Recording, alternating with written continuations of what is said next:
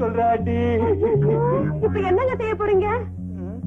அதாண்டி குழப்பமா இருக்கு. சீக்கிரமா ஒரு முடிவெடுங்க. பணம் கொடுக்கலனா அவன் உங்களையும் கொண்டுட போறான். நான் ஏற்கனவே குழம்பி போயிருக்கேன். நீ வேற பயமுறுத்துறியா? பயப்படாதீங்க, நான் இருக்கேன்ல. உன் கைப்பட்ட உடனே என் பயமெல்லாம் போயிருச்சு. இன்னும் கொஞ்சம் கிட்டவா? ஐயோ வேணாங்க. ஐயோ வேணாங்க. இன்னும் கிட்டவா? ஐயோ வேணாங்க. உன்னை கட்டி.